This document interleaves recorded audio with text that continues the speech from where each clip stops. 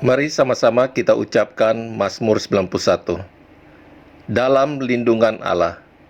Orang yang duduk dalam lindungan yang maha tinggi dan bermalam dalam naungan yang maha kuasa akan berkata kepada Tuhan, tempat perlindunganku dan kubu pertahananku, Allahku yang kupercayai. Sungguh, dialah yang akan melepaskan engkau dari jerat penangkap burung, dari penyakit sampar yang busuk. Dengan kepaknya ia akan melindungi engkau.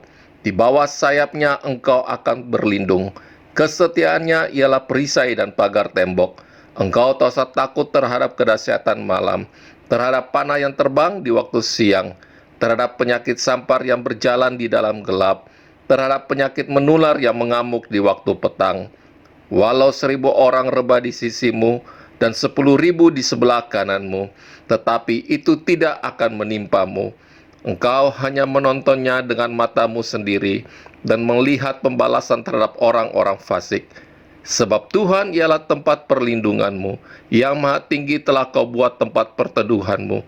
Malapetaka tidak akan menimpa kamu, dan tulah tidak akan mendekat kepada kemahmu.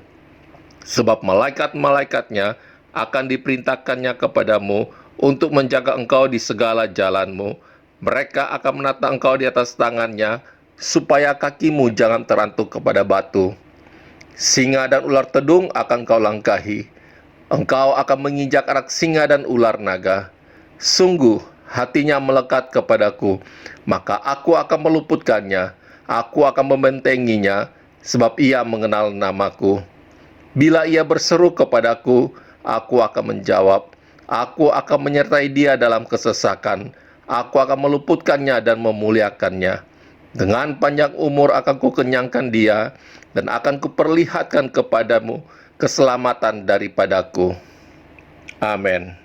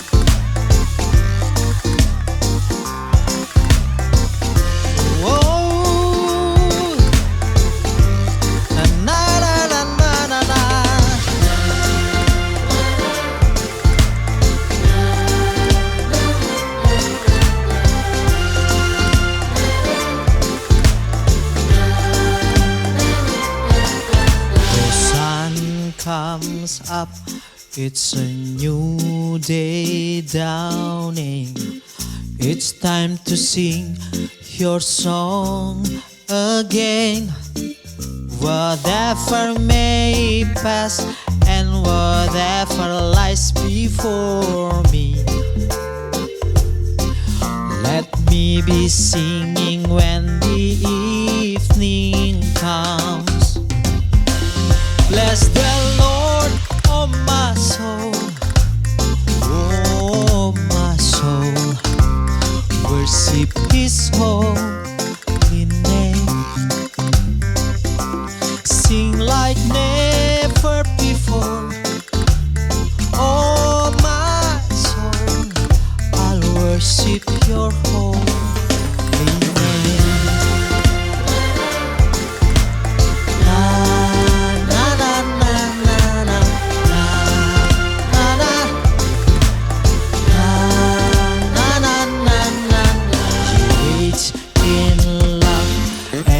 Slow to anger.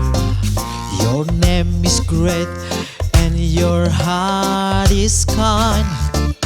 For all Your goodness I will keep on singing. thousand reasons for my heart to find. Bless the Lord, oh my soul, oh my soul. Worship His holy name. Oh, sing like never before. Oh my soul, I'll worship Your holy name. Bless the Lord, oh my soul, oh my soul. Worship His holy name. Sing like never before. Oh my soul, I'll worship Your holy name. I'll worship Your holy name. I'll worship Your holy name. Na na na na na na na na na na na na na na na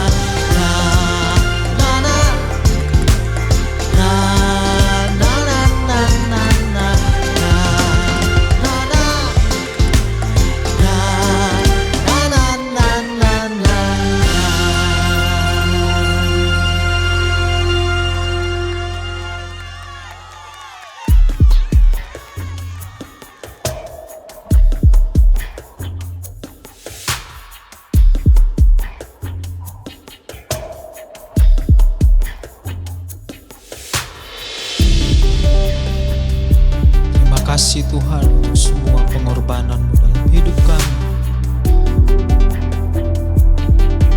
Sebab itu Tuhan, kami akan terus menyembah Engkau ya Tuhan.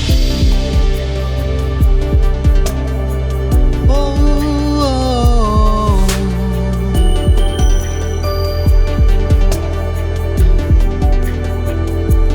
Kau Tuhan yang selamatkanku. Terima kasih Yesus. Kau Tuhan yang pulihkanku. Terima kasih.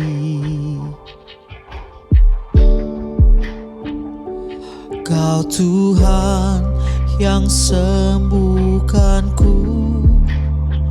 Terima kasih Yesus. Kau Tuhan memberkatiku. Terima kasih. Segala pujian dan syukur hanya bagimu Yesus. Dengan apa kan ku balas kasih-Mu? Segala hormat kemuliaan hanya layak bagimu. Ku sembah Yesus seumur hidupku.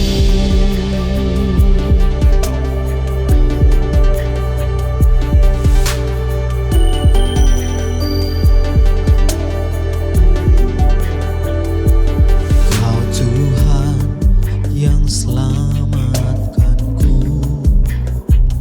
Terima kasih Yesus.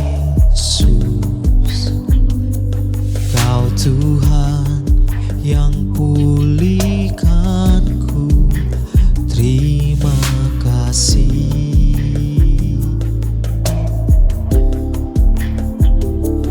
Kau Tuhan yang sembuhkanku. Terima kasih Yesus, Kau Tuhan memberkatiku.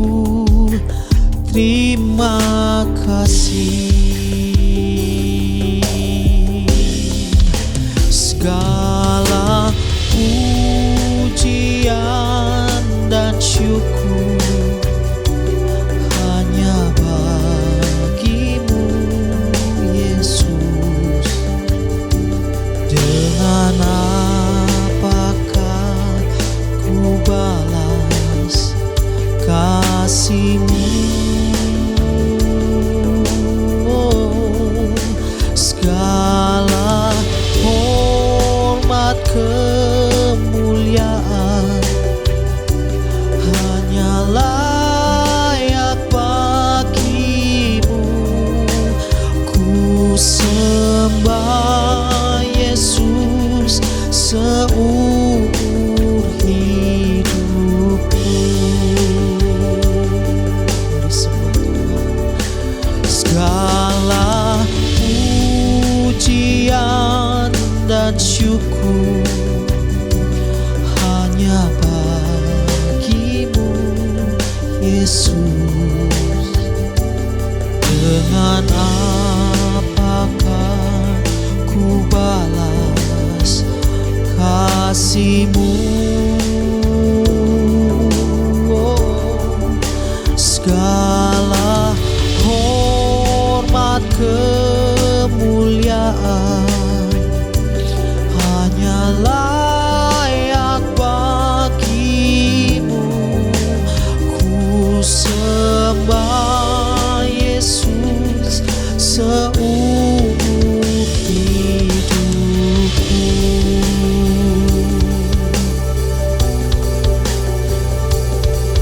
Kami bersyukur Tuhan untuk semua kebaikan-Mu dalam hidup kami. Kau baik Tuhan, Kau sangat baik bagi kami. Kami bersyukur Tuhan.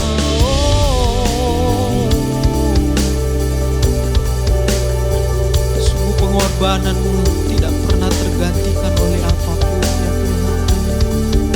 Sebab itu kami menyembah-Mu Tuhan.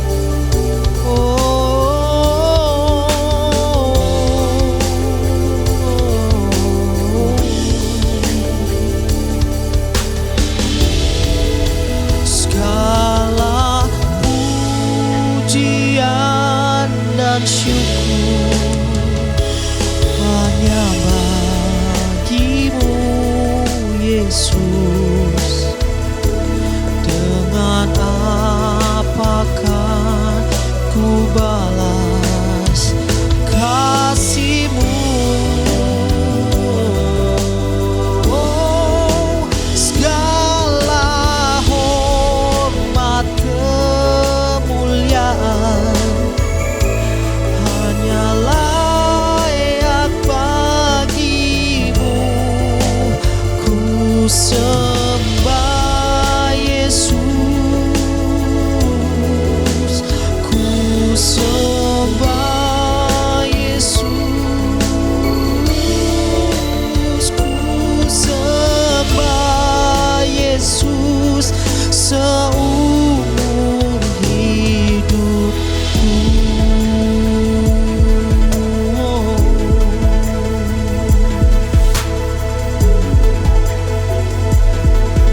Kami menyembah-Mu Tuhan seumur hidupku, seumur hidupku Tuhan.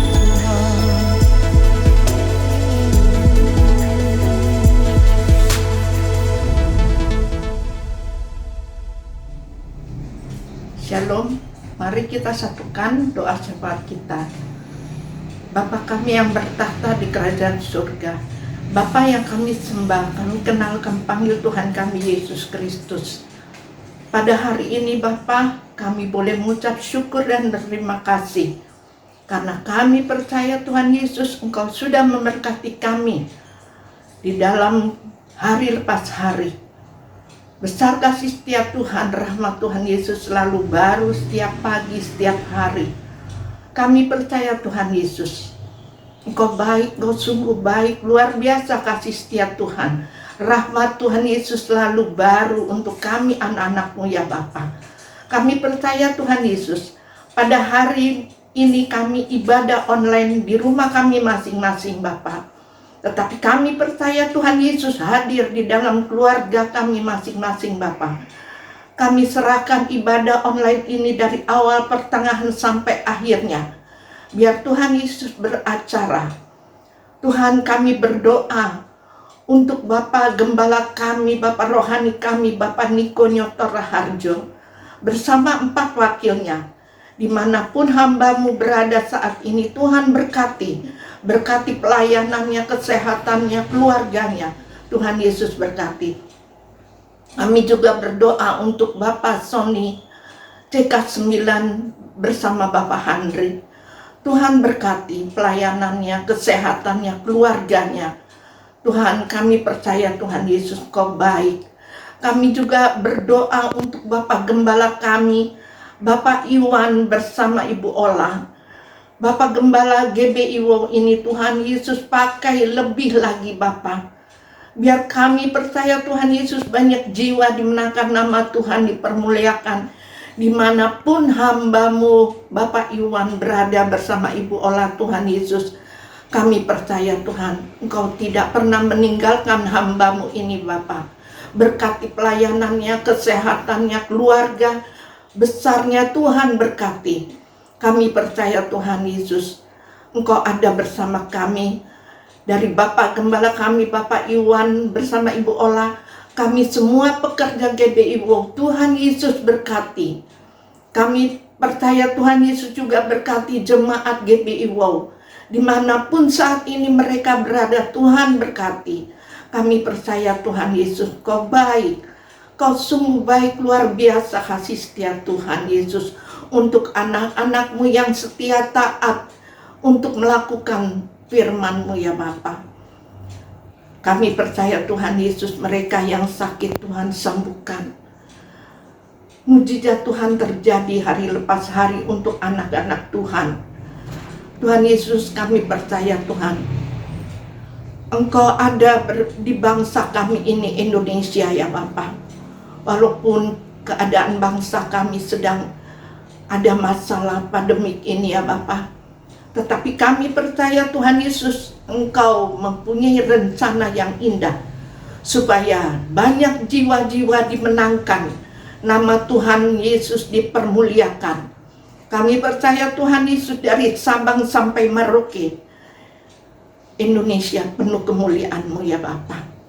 Biar gereja-gereja Tuhan bersatu di akhir zaman ini ya Bapa. Tuhan Yesus, kami berdoa Tuhan untuk kota Jakarta. Kami percaya Tuhan Yesus, Engkau ada bersama kami, kota Jakarta ini ya Bapa. Biar kota Jakarta ini banyak-banyak jiwa juga dimenangkan ya Bapa. Nama Tuhan terus ditinggikan, dipermuliakan. Tuhan Yesus, kami percaya mereka yang sakit, yang ada di rumah sakit, mereka yang kena virus corona ini ya Bapa. Kami percaya Tuhan, anak-anak Tuhan, mereka juga mendapatkan kesembuhan. Dan mereka yang belum mengenal Engkau ya Bapa, biar mereka Tuhan jumpai juga ya Bapa. Kami percaya Tuhan Yesus, Kau sungguh luar biasa. Kasih setia Tuhan tidak pernah terbatas untuk anak-anak Tuhan saat ini ya Bapa. Tuhan Yesus, kami berdoa juga untuk semua yang melayani Tuhan. Pada hari ini pemain musik, WL-nya, Tuhan Yesus berkati. Dan mereka juga yang sudah memberikan perpuluhan, Tuhan berkati mereka ya Bapa. Berkati mereka ya Bapa. Kami percaya Tuhan Yesus, Engkau tidak pernah, selalu memberi berkat kepada kami anak-anak-Mu Bapa. Tuhan Yesus, kami mengucap syukur pada pagi ini. Kami percaya Tuhan Yesus, kami akan mempersiapkan hati dan pikiran kami untuk kami boleh menerima berkat firman Tuhan Yesus yang sebentar lagi akan kami terima ya Bapa. Kami percaya Tuhan, kami serahkan doa permohonan, doa syafaat ini ke dalam tangan pengasihan Tuhan Yesus. Dan Tuhan Yesus sempurnakan doa ini ya Bapa. Kami percaya hanya di dalam nama Tuhan Yesus Kristus kami berdoa dan mengucap syukur pada pagi ini ya Bapa. Terima kasih Tuhan Yesus. Terima kasih Tuhan Yesus. Terima kasih Allah Roh Kudus. Kau baik, sungguh baik. Glory Jesus. Haleluya. Amin.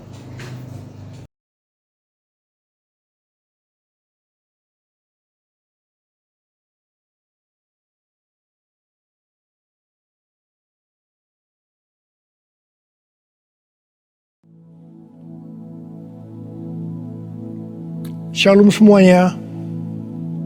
Pada waktu Tuhan Yesus ditanya oleh murid-muridnya tentang tanda kedatangannya kembali dan tanda kesudahan dunia ini, Tuhan Yesus menjawab dalam Lukas 21 ayat 11 bahwa salah satunya adalah penyakit sampar. Sampar dapat diartikan sebagai pandemi. Jadi COVID-19 ini adalah salah satu tanda dari kedatangan Tuhan Yesus kembali dan tanda kesudahan dunia ini. Selain itu, Tuhan Yesus menjawab dari Matius 24 ayat 14 yang berkata, dan Injil kerajaan ini akan diberitakan di seluruh dunia menjadi kesaksian bagi semua bangsa. Sesudah itu barulah tiba kesudahannya.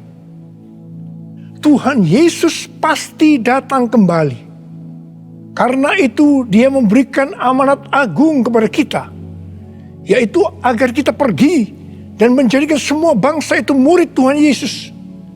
Hal ini juga berarti agar terjadi penuaian jiwa besar-besaran sebelum Tuhan Yesus datang kembali.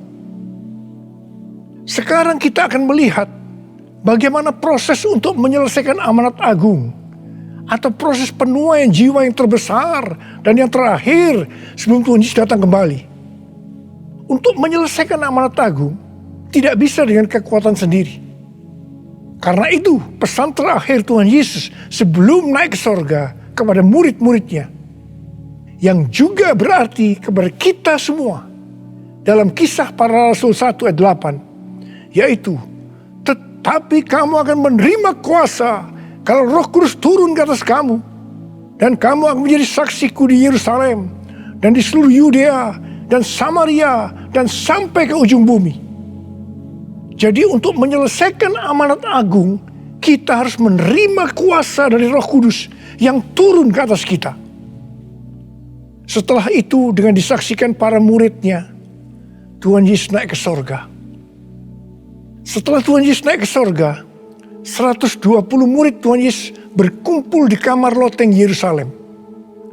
Mereka melakukan ini karena Tuhan Yesus memerintahkan agar mereka tidak meninggalkan kota Yerusalem sebelum diperlengkapi dengan kuasa dari tempat tinggi.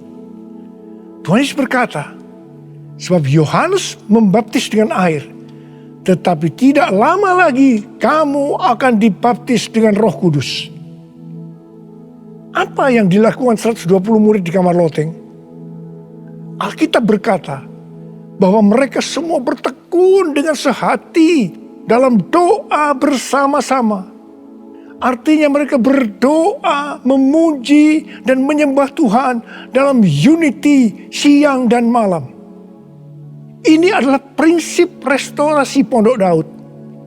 Ini adalah prinsip menara doa. Setelah 10 hari mereka melakukan hal itu, maka pada hari raya Pentakosta, tiba-tiba turunlah dari langit suatu bunyi seperti tiupan angin keras yang memenuhi seluruh rumah di mana mereka duduk. Dan tampaklah lidah-lidah seperti nyala api yang bertebaran dan hinggap kepada mereka masing-masing. Maka penuhlah mereka dengan Roh Kudus. Lalu mereka mulai berkata-kata dalam bahasa-bahasa lain, seperti yang diberikan oleh Roh itu kepada mereka untuk mengatakannya. Itu adalah bahasa roh Jadi tanda awal orang yang dibaptis dengan Roh Kudus adalah mereka akan berbahasa roh. Apa yang terjadi setelah murid-murid Tuhan Yesus dipenuhi dengan Roh Kudus? Hal yang pertama, Petrus berkhotbah sekitar 5 menit. Dan kira-kira 3.000 orang bertobat dan dibaptis. Petrus berkhotbah dengan kuasa Roh Kudus. Pada zaman itu, populasi penduduk dunia sekitar 255 juta orang. Sekarang penduduk dunia sekitar 7,8 miliar. Jadi 3.000 orang yang bertobat dan dibaptis pada waktu itu setara dengan sekitar 91.000 orang pada saat ini. Saya percaya hal ini juga bisa terjadi seperti pada waktu itu. Hal yang kedua, setelah murid-murid Tuhan Yesus dipenuhi dengan Roh Kudus, mereka dipakai untuk menyatakan tanda-tanda dan mujizat, sehingga banyak orang yang bertobat. Petrus dan Yohanes menyembuhkan orang lumpuh sejak lahir. Bayangan Petrus bisa menyembuhkan orang sakit. Sapu tangan atau kain yang pernah dipakai Paulus, jika diletakkan pada orang sakit atau yang dirasuk setan, maka orang itu akan sembuh.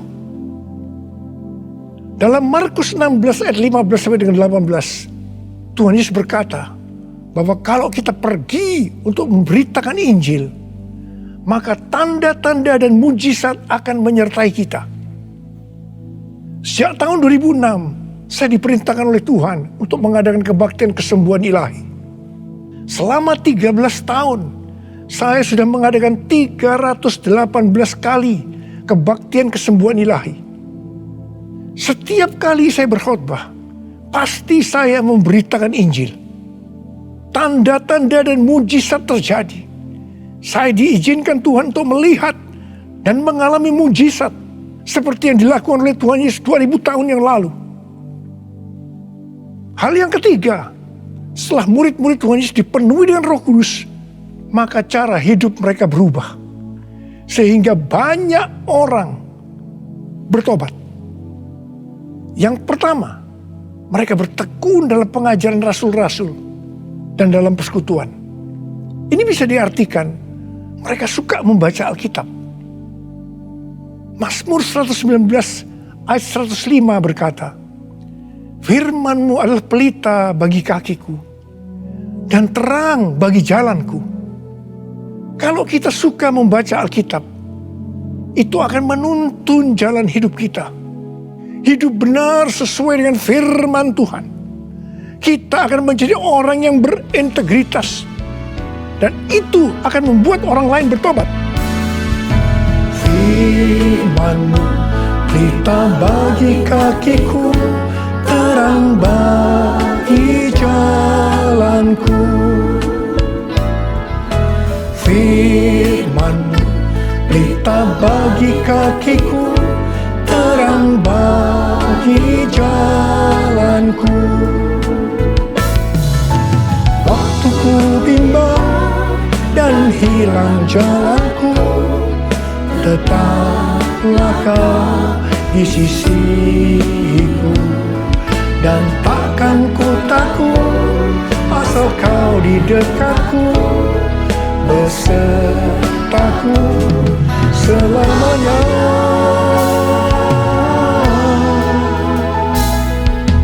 Firman-Mu pelita bagi kakiku, terang bagi jalanku.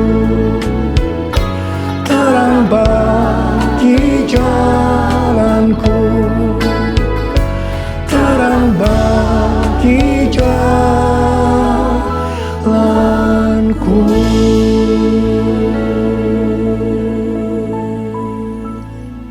Yang kedua, perubahan cara hidup yang membuat banyak orang bertobat adalah mereka selalu berkumpul, memecahkan roti dan berdoa.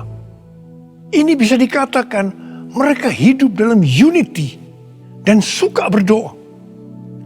Hari-hari ini saya melihat melalui menara doa bahwa ada doa, pujian dan penyembahan dalam unity siang dan malam.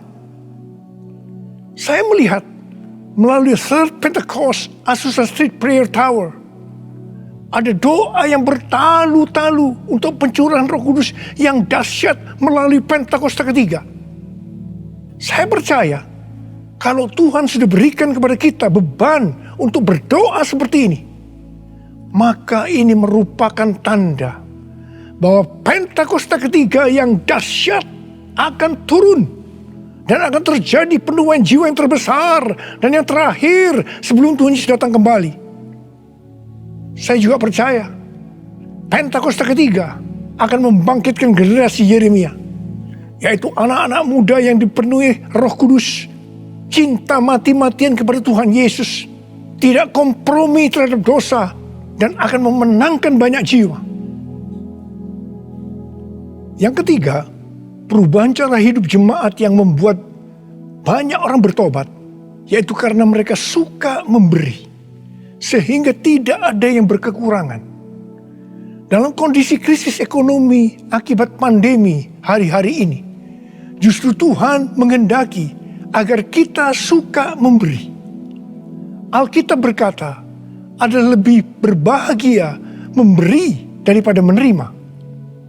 Lukas 6 ayat 38 berkata, berilah dan kamu akan diberi. Suatu takaran yang baik, yang dipadatkan, yang digoncang, dan yang tumpah keluar akan dicurahkan ke dalam ribaanmu. Sebab ukuran yang kamu pakai untuk mengukur akan diukurkan kepadamu. Saudara, kita akan memberikan dengan ukuran ini. Katakan kita akan memberikan beras. Kita isi ini dengan beras. Setelah penuh, kita tekan. Digoncang-goncang. Permukaannya turun enggak? Turun. Tambah lagi berasnya. Tekan lagi. Digoncang-goncang. Masih turun, tambahi lagi beras. Digoncang-goncang, ditekan. Kalau sudah tidak turun lagi, masih ditambah ini. Tambah sampai tumpah-tumpah keluar. Dan itulah yang akan dicurahkan ke dalam ribaanmu. Saudaraku yang kasih Tuhan, ini berarti kalau kita memberikan dengan ukuran ini, Tuhan akan memberikan kepada kita mungkin 100 kali lipat dari ini. Katakan amin. Haleluya. Aku percaya berkat-Mu atasku melimpah, kebajikan, kemurahan selalu mengikutiku. Ku puji, ku sembah Kau Tuhan. Ku puji, ku sembah Kau Tuhan. Ku puji, ku sembah Kau Yesus. Yang keempat, perubahan cara hidup jemaat yang membuat banyak orang bertobat, yaitu mereka selalu bergembira dengan tulus hati sambil memuji Allah. Hidup dengan tulus hati artinya hidup sebagai orang yang berintegritas. Jadi perubahan-perubahan yang terjadi dalam cara hidup jemaat yang membuat banyak orang bertobat adalah mereka suka membaca Alkitab. Mereka suka berdoa. Mereka hidup dalam unity. Mereka suka memberi. Mereka suka memuji Allah dan bergembira. Tulus hati atau hidup berintegritas. Dikatakan bahwa mereka disukai semua orang. Dan tiap-tiap hari jumlah orang yang diselamatkan bertambah. Haleluya!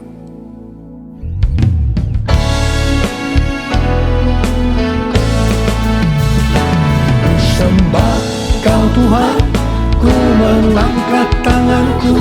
Selamanya Kau ajaib bagiku. Ku sembah Kau Tuhan, ku mengangkat wajahku. Selamanya Kau hebat bagiku. Haleluya, haleluya.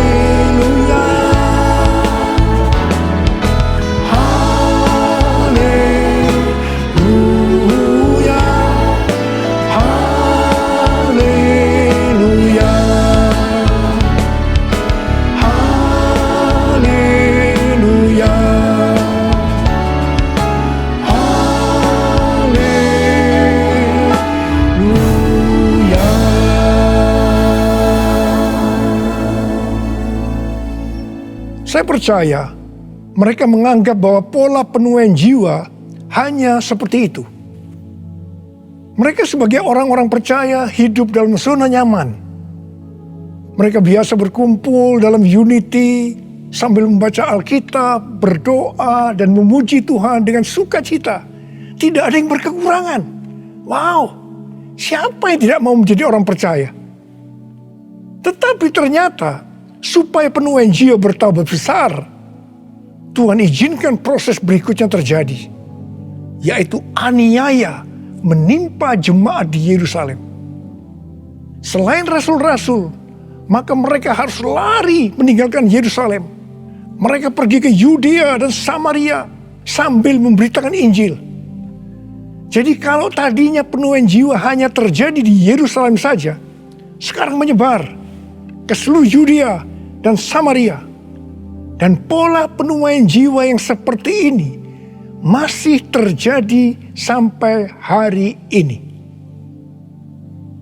Saya teringat kesaksian yang pernah saya dengar dari Gus Dur. Beliau pernah berkata, orang Kristen itu jangan ditekan-tekan. Sebab kalau ditekan, mereka akan meledak. Justru kalau dibiarkan dalam zona nyaman, mereka tidak akan berkembang. Karena itu, Tuhan izinkan hari-hari ini penderitaan, aniaya itu terjadi di antara orang-orang percaya. Supaya terjadi penuaian jiwa yang lebih besar. Saya percaya melalui masa pandemi COVID-19 yang membuat kita tidak nyaman. Banyak mengalami tekanan-tekanan. Ada yang mengalami sakit, bahkan ada yang meninggal. Tetapi justru ini akan mempersiapkan penuaian jiwa yang terbesar dan terakhir dalam era Pentakosta ketiga ini. Sebelum Tuhan Yesus datang kembali. Melalui semuanya ini, mari kita katakan bersama-sama, Tuhan Yesus, Engkau baik. Engkau sungguh baik dan sangat baik. Taruh tangan di dada kita kepada saya. Kepada saya. All my life you have been faithful. All my life you have been so good. With every breath that I am able, I will sing of the goodness of God. All my life you have been faithful. All my life you have been so good. With every breath that I am able, I will sing of the goodness of God. I will sing of the goodness of God. I will sing of the goodness of God.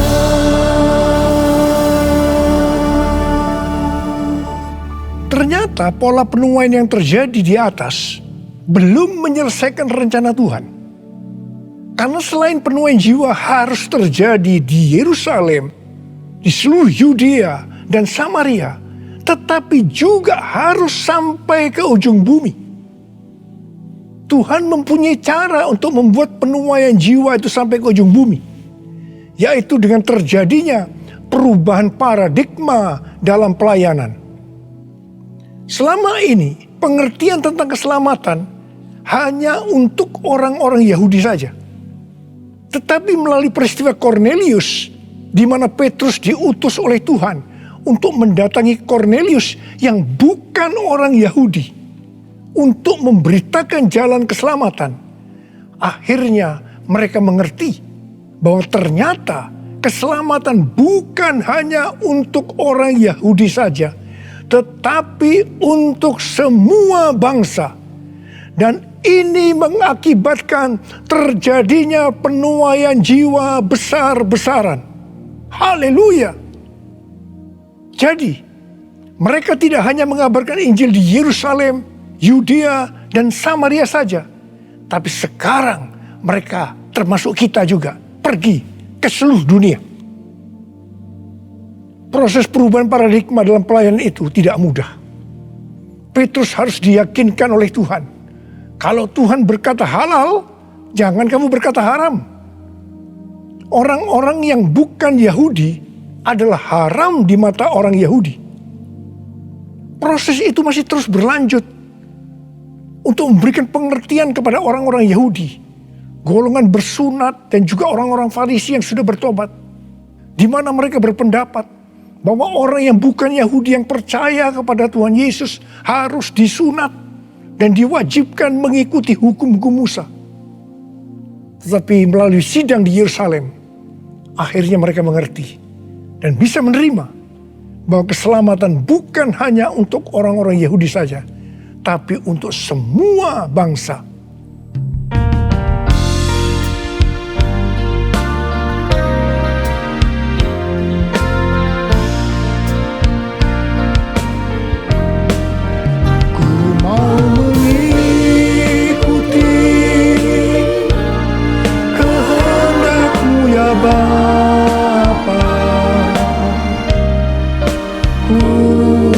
Selalu menyenangkan hatimu. Ku mau selalu menyenangkan hatimu. Ku mau selalu menyenangkan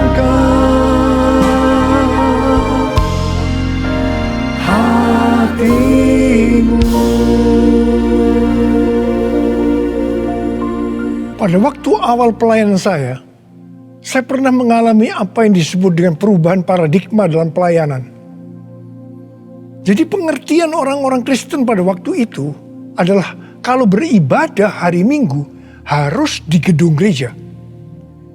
Ibadah di tempat-tempat selain gedung gereja dianggap haram. Pengalaman gereja kita di Bandung bisa saya katakan sebagai pengalaman yang unik. Pernah dalam kurun waktu 1 tahun, setiap minggu kita harus pindah tempat ibadah. Dan setelah berjalan 1 tahun, kita tidak mendapat tempat kebaktian lagi. Kecuali satu, yaitu sebuah nightclub yang bernama Paramount. Ini pasti tempat haram. Tapi justru Tuhan hanya sediakan tempat ini. Dan Tuhan hanya berkata kepada saya, apa yang aku katakan halal, jangan kamu berkata haram. Di tengah kecaman yang cukup banyak, kita berbakti di tempat itu justru sampai 3 tahun. Dan melalui tempat yang haram tadi, kita menuai jiwa-jiwa yang dianggap haram juga. Mereka yang tadinya mau ke nightclub, istilah mereka kesasar ke gereja dan bertobat. Tidak sedikit dari mereka yang sekarang ini menjadi pelayan Tuhan. Wow! Melalui peristiwa ini, kita diberikan pengertian bahwa bagi Tuhan tidak masalah tempat yang akan kita pakai untuk beribadah. Meskipun itu bukan gedung gereja dan mungkin di tempat yang haram. Kalau kita tidak peka terhadap kehendak Tuhan, tempat kebaktian untuk jiwa-jiwa yang bertobat pada waktu itu tidak akan mencukupi kalau hanya di gedung gereja saja.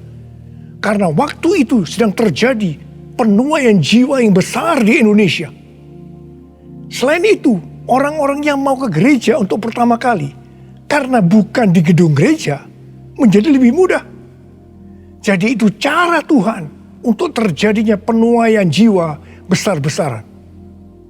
Hari-hari ini, untuk memasuki penuaian jiwa yang terbesar dan terakhir, Tuhan mencurahkan Roh Kudus-Nya yang kita sebutkan dengan Pentakosta ketiga. Saya percaya Pentakosta ketiga bisa disebutkan sebagai perubahan paradigma dalam pelayanan. Terus terang, sampai dengan hari ini, banyak orang-orang yang belum mengerti tentang Pentakosta ketiga ini. Memang tidak mudah untuk mengerti. tentang perubahan paradigma dalam pelayanan. Tetapi saya percaya bahwa pada akhirnya kita semua akan melihat bahwa dengan adanya Pentakosta ketiga ini akan terjadi penuaian jiwa yang terbesar dan yang terakhir sebelum Tuhan Yesus datang kembali. Hosana, Hosana di tempat yang tinggi. Hosana, Hosana di hati yang suci. Hosana, Hosana, Hosana di tempat yang tinggi. Hosana, Hosana di hati yang suci. Angkat tangan saudara, saya berdoa buat saudara. Udiyalah basyara kana matakara walawan. Ralala bara bara bara bara bara bara bara bara bara bara bara. Oh ralala bara bara bara bara bara bara. Oh ralala bara bara bara. Oh Tuhan, hamba berdoa buat umat-Mu ya Tuhan. Hamba berdoa biarlah mereka boleh mengerti tentang perubahan paradigma hari-hari ini Tuhan melalui Pentakosta ketiga. Bapa, pakai kami semua ya Tuhan menjadi alat-Mu Tuhan, menjadi alat-Mu untuk menyelesaikan amanat agung Tuhan Yesus, untuk menyelesaikan amanat agung Tuhan Yesus, untuk menyelesaikan amanat agung Tuhan Yesus. Tuhan, curahkan pengurapan saat ini kepada kami. Terima pengurapan Tuhan. Terima.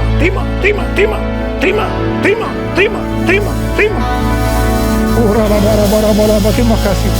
Terima kasih. Dalam nama Yesus. Dalam nama Yesus. Dalam nama Yesus. Amin. Mari saudara-saudara, kita akan masuk dalam perjamuan kudus. Kita akan mengingat ayat ini. Sebab setiap kali kamu makan roti ini dan minum cawan ini, kamu memberitakan kematian Tuhan sampai Ia datang. Perjamuan kudus adalah perjamuan Tuhan Yesus sendiri.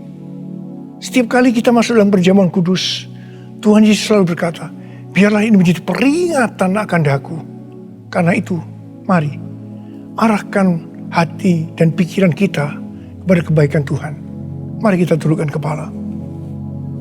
Tuhan Yesus, ya Bapa, siapakah kami sebelum kami mengenal Engkau? Kami semua orang berdosa, upah dosa adalah maut, mati. Tapi Engkau yang tidak berdosa telah dijadikan dosa oleh karena kami. Engkau harus turun dari sorga mulia, mati ganti kami dengan penderitaan yang luar biasa. Sungguh kalau kami pikirkan betapa baiknya Engkau Tuhan, betapa baiknya Engkau ya Aba. Engkau jadikan kami sebagai anak-anak-Mu. Engkau yang memberkati, Engkau menuntun, Engkau membela, Engkau melindungi, Engkau menyembuhkan kami. Engkau juga menegur kalau kami salah. Itu Engkau ya Aba. Itu Engkau ya Aba. Betapa baiknya Engkau itu. Saudara, Tuhan akan memberkati saudara dan saya melalui perjamuan kudus. Dan Tuhan berkata, kita harus makan dan minum dengan cara yang benar. Karena itu masing-masing sekarang berdoa. Introspeksi. Lihat keadaan dirimu masing-masing sebelum kita makan dan minum perjamuan kudus ini. Lihat. Kalau saudara diingatkan ada dosa yang selama ini belum diselesaikan dengan Tuhan. Mari katakan, ampuni saya Tuhan. Ampuni saya. Ampuni saya Tuhan. Katakan, ampuni, ampuni. Ampuni, ampuni kami Tuhan. Ampuni kami. Ampuni hamba-Mu. Ampuni kami semua. Bapa, terima kasih. Kau melihat anak-anak-Mu sedang meminta ampun padamu. Layakkan kami untuk masuk dalam perjamuan kudus ya Aba. Terima kasih. Dalam nama Yesus kami berdoa. Amin. Sekarang mari kita masuk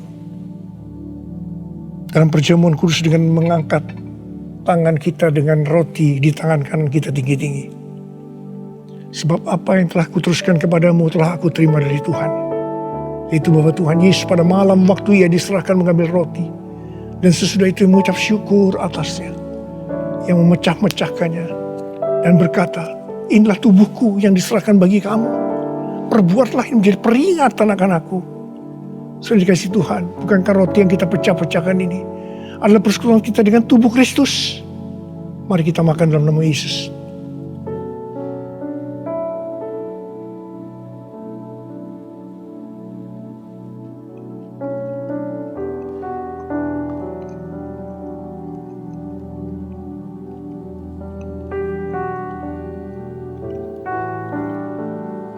Mari angkat cawan di tangan kanan kita tinggi-tinggi. Demikian juga ia mengambil cawan sesudah makan lalu berkata, cawan ini adalah perjanjian baru yang dimeteraikan oleh darahku. Perbuatlah ini setiap kali kamu meminumnya menjadi peringatan akan aku. Sudah dikasih Tuhan, bukankah cawan pengucapan syukur yang atasnya kita ucapkan syukur adalah persekutuan kita dengan darah Yesus. Mari kita minum dalam nama Yesus.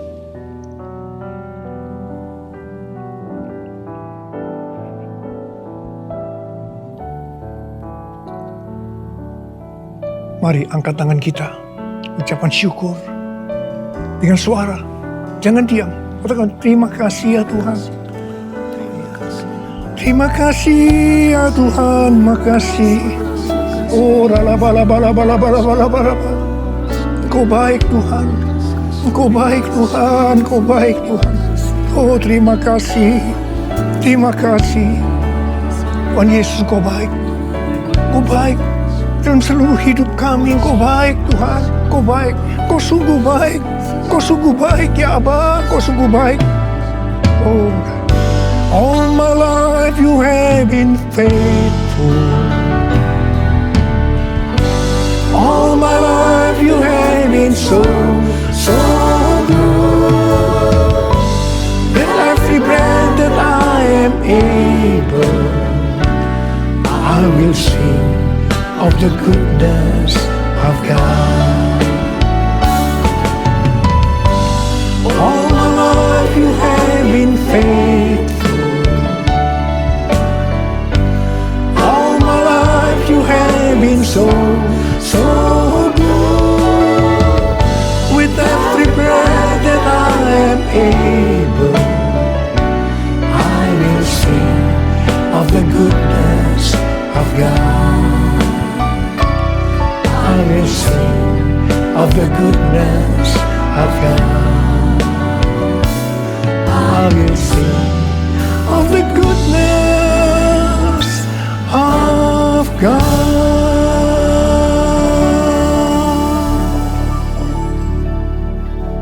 Terima kasih Abba. Terima kasih. Terima kasih. Terima kasih. Dalam nama Yesus. Amin. Mari, angkat tangan saudara. Terimalah berkat Tuhan. Kasih karunia yang berlimpah-limpah daripada Allah Bapa dalam Anak yang tunggal Yesus Kristus. Persekutuan yang manis dengan Roh Kudus menyertai saudara sekalian mulai hari ini. Sampai Tuhan Yesus datang menjemput kita di awan-awan dan bahkan sampai selama-lamanya. Yang percaya bersama-sama katakan, Amin.